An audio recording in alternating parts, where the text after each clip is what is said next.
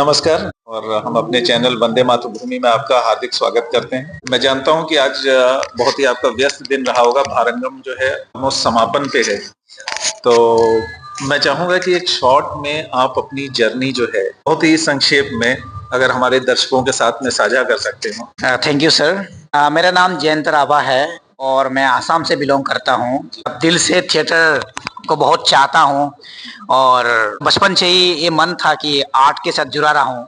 भगवान के शायद कृपा रहा होंगे उसमें, जो स्टेप बाय स्टेप आते आते एक कला और आर्टिस्ट की एक सोसाइटी और एक दुनिया में मैं नेशनल स्कूल ऑफ ड्रामा में लास्ट 10 ईयर से यहाँ पर हूँ, जो सुबह से लेकर शाम तक रात तक हर वक्त थिएटर, म्यूजिक और बड़े बड़े लोग, साहित्य हो, कला हो, म्यूजिक हो, जो सारा समय मतलब उनके साथ रहने का एक मतलब जीवन में एक मौका मिला है मुझे। मैंने बचपन से ही मेरा क्लासिकल म्यूजिक में बहुत ही रुझान था, लेकिन मैं आसाम से हूँ तो आसाम में क्लासिकल म्यूजिक का उतना प्रभाव नहीं था जहाँ से मैं बिलोंग करता हूँ। लेकिन मैंने क्लासिकल म्यूजिक में बी म्यूज भी किया। फिर मैंने 1 साल का आसाम में कोर्स किया था ड्रामा का। देन फिर मैंने गुवाहाटी में, मेरा गुरु है अनुभव हजारिका के साथ एनएसडी के ही एक्सटेंशन प्रोग्राम होते थे, वर्कशॉप होते थे वो कला क्षेत्र में। तो वहाँ पर मुझे 45 डेज के एक वर्कशॉप करने का मौका मिला और वो जो वर्कशॉप था थिएटर वर्कशॉप, उस वक्त यहाँ पर हमारे डायरेक्टर अनुराधा मैम थी।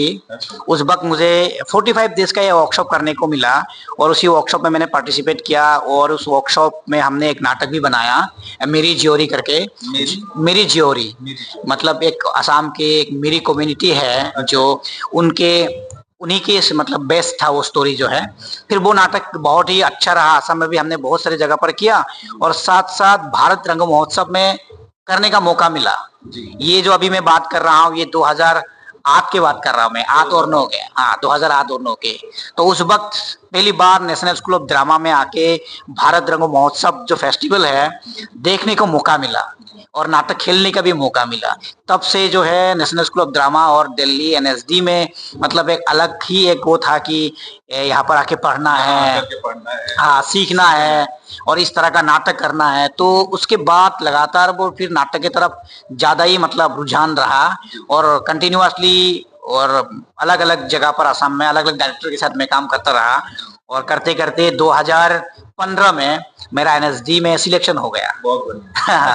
तो 2015 में मेरा एनएसडी में सिलेक्शन मुझे मिला और 3 इयर्स मैंने एनएसडी में अच्छे से पढ़ाई किया, मेहनत किया। यहाँ पर बहुत सारी चीज़ें सीखी मैंने, क्योंकि मैं जिस बैकग्राउंड से आता था, मेरा जो फैमिली बैकग्राउंड और कल्चरल बैकग्राउंड है या एजुकेशन बैकग्राउंड ही बोले इसको, इतना रिच नहीं था क्योंकि मैं बहुत गांव से आता था और उस वक्त आज के जमाने की तरह मतलब जैसे इंटरनेट हो, हर चीजें इतना इजीली हमें नहीं मिलते थे। एक किताब पढ़ने के लिए भी या न्यूज़पेपर पढ़ने के लिए भी बहुत डिफिकल्ट था उस वक्त। जिस गांव से मैं आता हूँ उडलगुरी, आसाम के उडलगुरी एक ट्राइबल एरिया से मैं आता हूँ। तो ये 2000 मतलब जिस वक्त हमारा ज्यादा पढ़ने लिखने का वो था जैसे स्कूल कॉलेज में, तो पॉलिटिकली भी अनस्टेबल थे उस वक्त। हाँ है ना, जिस आज के टाइम पे आज 2026 में जितना इजी है, हर एक जगह पर सेम तरह के मार्केट है, सेम तरह के मतलब ये मोबाइल 5G, अभी तो AI भी आ गए हैं, है ना। इन्फॉर्मेशन के लिए अभी कोई डिफिकल्ट नहीं है, लेकिन उस वक्त बहुत मुश्किल था, कनेक्शन बहुत डिफिकल्ट था कि कैसे जाना है, कैसे पढ़ना है, किसके साथ बात करना है ना। तो ये बहुत डिफिकल्ट था, लेकिन भगवान की कृपा से वो एक मन से वो चाहत था। तो आते आते ही मैं एनएसडी में आया और 2018 को मैंने यहाँ से मैंने पढ़ाई जो है खत्म किया।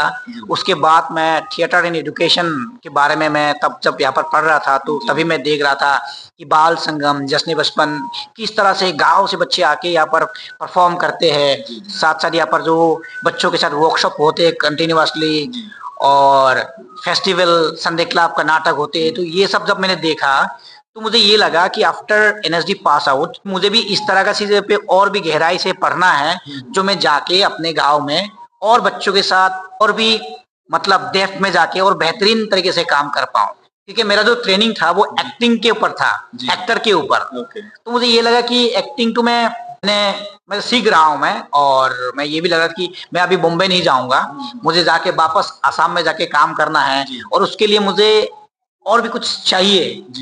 तो उसी को मतलब मन में रखते हुए मैंने टीआई ज्वाइन किया।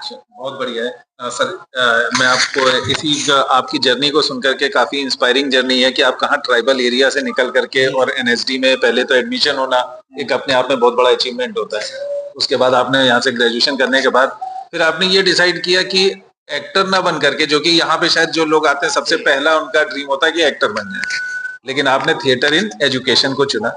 और थिएटर इन एजुकेशन में अभी मैं जानना चाहूंगा, क्या आप दिल्ली में ही काम कर रहे हैं कि आसाम में काम कर रहे हैं या अपने गांव में काम कर रहे हैं या इन सब का एक कॉम्बिनेशन है?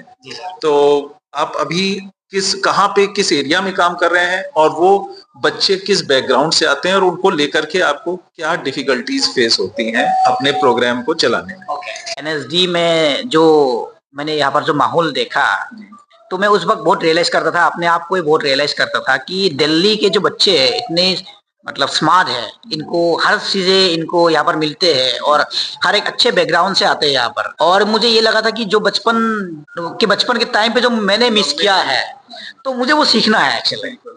तो वो मैं कैसे सीख सकता हूँ, तो मुझे लगा कि नहीं, मैं बच्चों के साथ और भी जुड़ जाता हूँ। तो मैंने यहाँ आके, जैसे अभी मैं आपसे हिंदी से बात कर रहा हूँ, है ना, जब मैं स्टार्टिंग में आया था अच्छे से हिंदी नहीं बोल पाता था, अंग्रेजी में भी बहुत वीक था। तो यहाँ पर आके दोबारा मैंने वही स्कूल के तरह मैंने दोबारा बच्चों से सीखा कि बच्चों के सामने ऐसे होते कि आप हर तरह की चीजों आप वो कर सकते हो, उनके साथ उनके फ्रेंड बन के उनके साथ सीख सकते हो, है ना। और बच्चे के साथ बहुत कोऑपरेटिवली आपको वो चीजें करने के मौका भी मिलता है। तो मैंने स्पेशली दिल्ली में, जैसे मैंने एज ए एक्टर टीचर मैंने ज्वाइन किया, तो बच्चों के साथ मैंने यहाँ पर वर्कशॉप किया। तो वर्कशॉप हम दिल्ली एनसीआर में अलग अलग स्कूलों में जाके वर्कशॉप होते हैं, तो मुझे दिल्ली के स्कूल में जाने का मौका मिला, दिल्ली के स्कूल सिस्टम को मैं समझने का मुझे मौका मिला। और साथ साथ टीआई में जितने भी पुराने एक्सपर्ट थे, वो स्पेशली बच्चों के साइकोलॉजी, बच्चों के टीचिंग के ऊपर, और जो भी यहाँ पर आर्ट के साथ जो भी हमारा ड्रामा के टूल्स है, उस टूल्स के साथ किस तरह से बच्चों को उनके पढ़ाई में और भी एडवांस और भी उसके साथ की मतलब एंगेजिंग करके उस स्टडी को या उस उनके पढ़ाई को और भी कैसे बेहतरीन, उसके साथ साथ बच्चे एंगेज कैसे रहे, ये सारा चीजें यहाँ पर सीखा। तो उसके बाद मैं जब आसाम गया, तो फिर मैंने भी आसाम में हमारे बच्चे को, जो स्कूल के बच्चे हैं या स्कूल के जैसे क्लास 5-6 के बच्चे हैं और एलपी स्कूल के बच्चे भी है, तो उनको मैंने फिर इकट्ठा किया जाके। तो फिर गांव के जो बच्चे हैं उनके साथ मैंने जो अलग अलग थिएटर गेम है, तो उनके साथ मैंने करना शुरू कर दिया। तो बच्चे फिर बहुत जुड़ गए एक्चुअली मेरे साथ। अभी फिलहाल आसाम में भी मेरे मतलब 200-300 बच्चे मेरे साथ जुड़े हुए हैं, जो बहुत ऑनेस्टली जुड़े हुए हैं।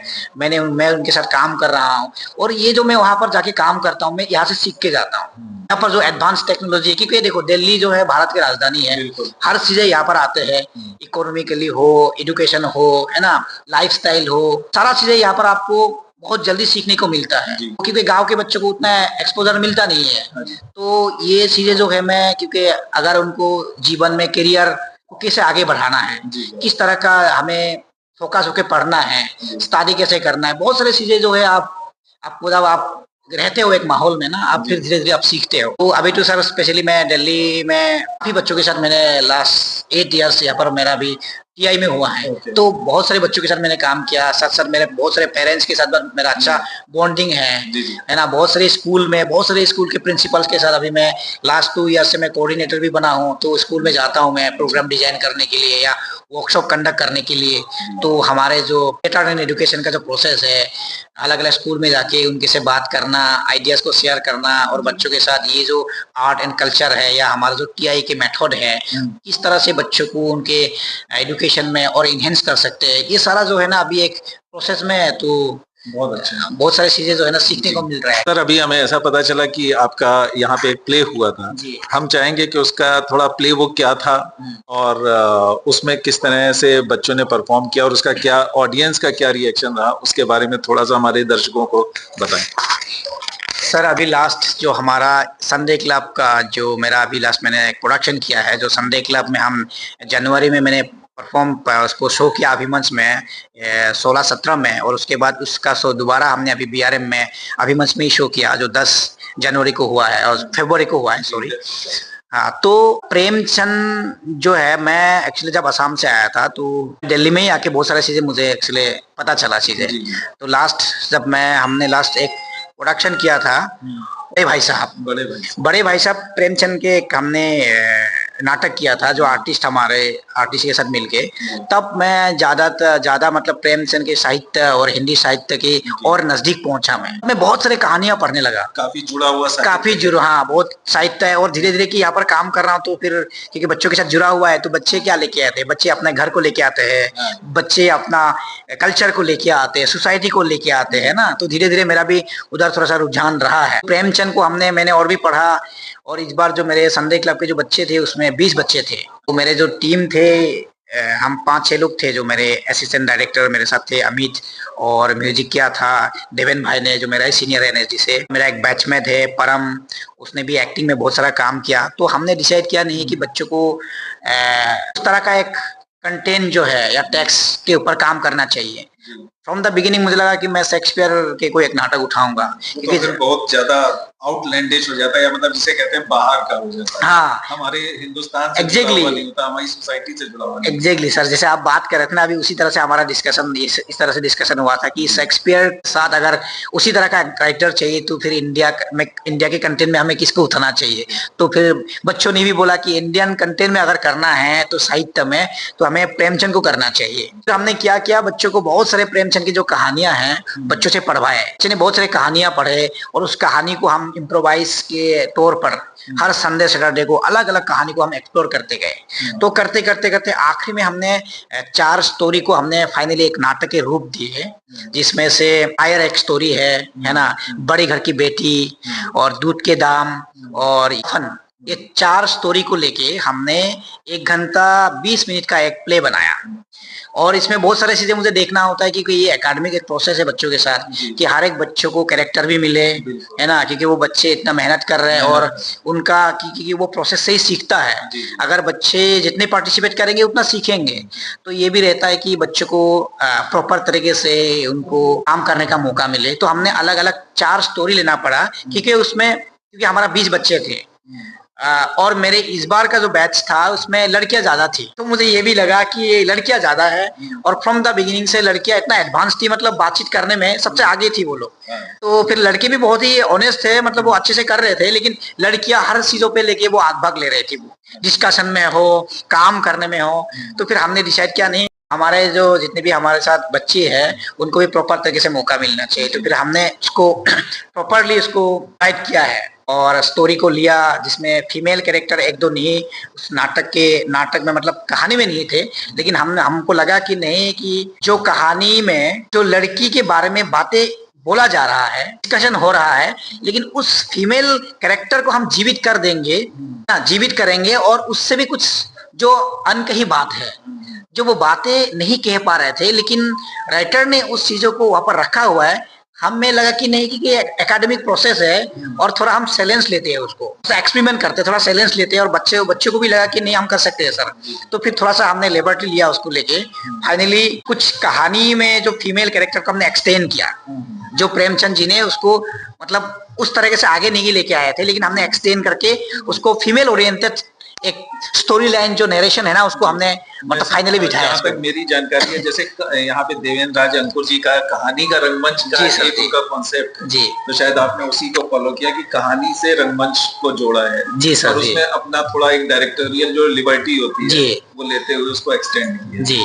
अभी जैसे आप अंकुर सर के बारे में, अभी मैं भी बहुत ही लकी हूँ कि अभी रिसेंटली अंकुर सर टीआई में एक प्रोडक्शन कर रहे थे, कहानी का रंगमंच। हाँ, अभी जस्ट बीआरएम में भी उनके शो हुआ है।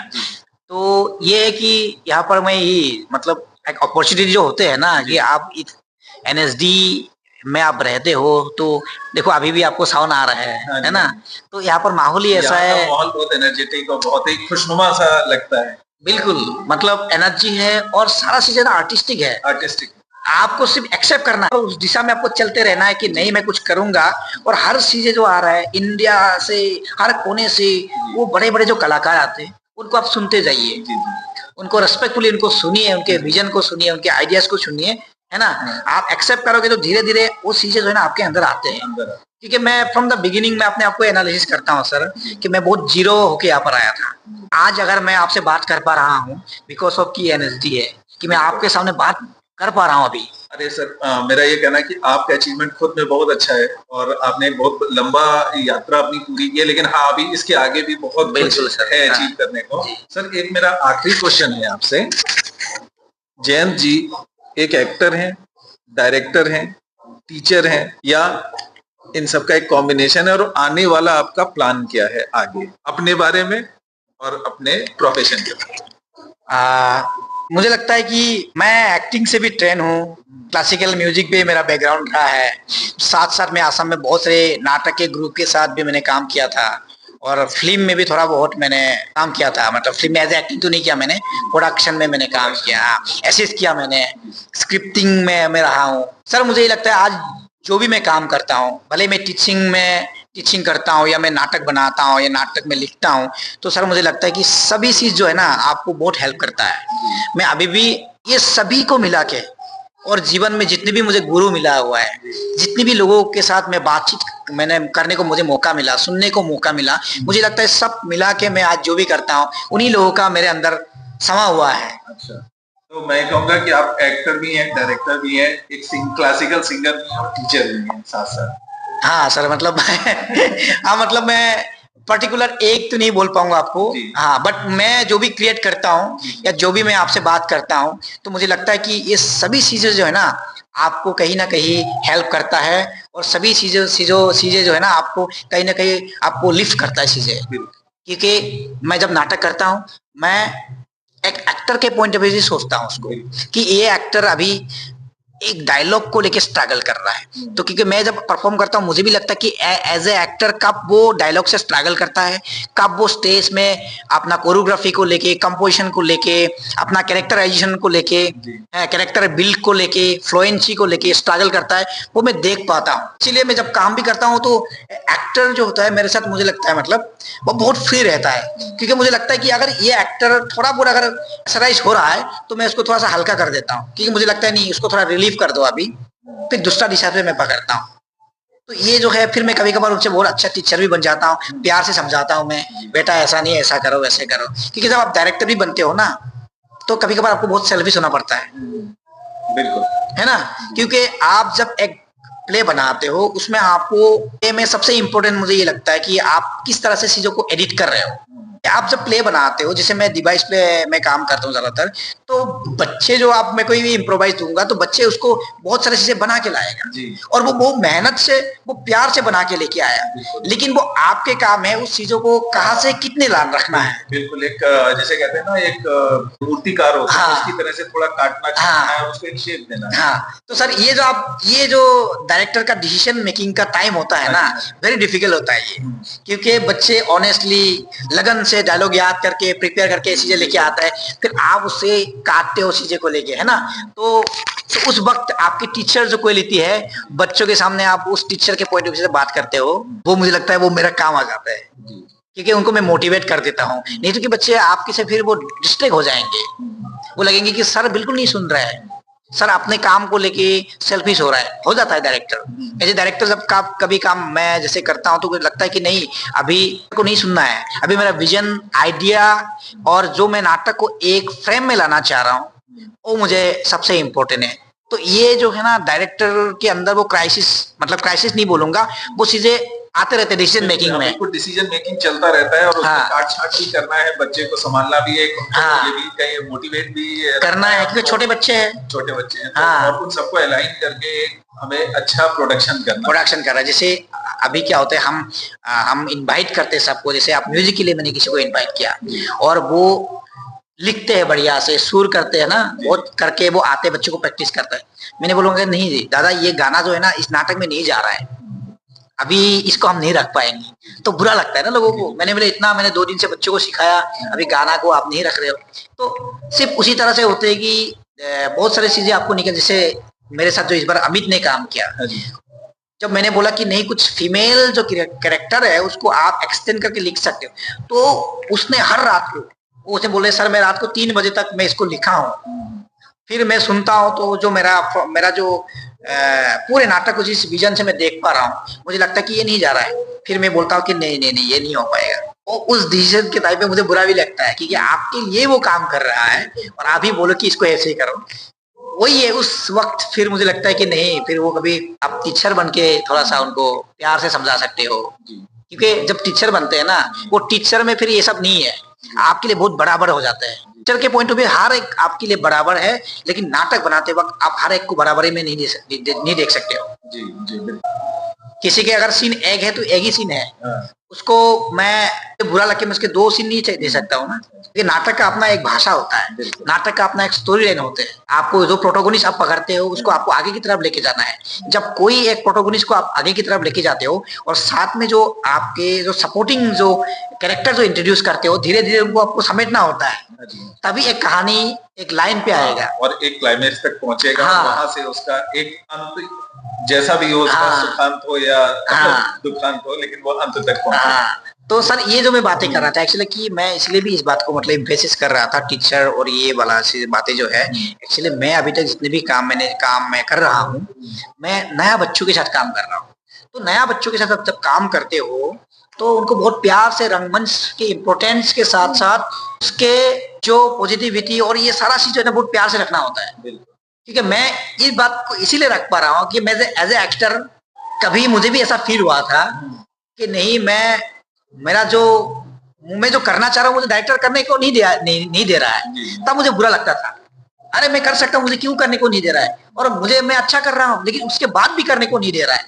लेकिन आप जब एज ए डायरेक्टर होते हो तब आपको समझ में आता है कि आप जो कर रहे हो अच्छा कर रहे हो, बट एक नाटक का अपना एक परिभाषा होता है, उस हिसाब से नहीं जा रहा है, इसीलिए सर आपको मना कर रहे हैं। तो ये जो चीजें जो है ना, वो एक्टर होते हुए आप अंडरस्टैंडिंग कर पाते हैं, क्योंकि हर एक एक्टर होता है, कैरेक्टर के लिए वो भूखा होता है, वो कैरेक्टर के लिए पागल हो जाता है। और वो पागल कौन करते हैं? वो डायरेक्टर ही करते हैं। आपको बार बार उसको प्रोवोक करता है कि नहीं देखो ये है वो है, इस तरह से सोचो, आप इस तरह से डेप्थ में जाओ, इसके लिए रात को भी सोचो, खाते वक्त सोचो, है ना, चलते वक्त आप सोचते रहो। तो करते करते करते जो एक्टर जो है कैरेक्टर के अंदर इतना बह जाता है, उसके बाद आपको कुछ भी बोला जाता है ना तो फिर आपको बुरा लगता है। और ये जो बुरा लगने वाला बात जो है, वो डायरेक्टर को किस तरह से डील करना है एक्चुअली, ये as a actor as a teacher शायद कहीं ना कहीं ये जब आप उस बैकग्राउंड से आते हो तो आपको पता होता है कि बैलेंस को कैसे रखना है।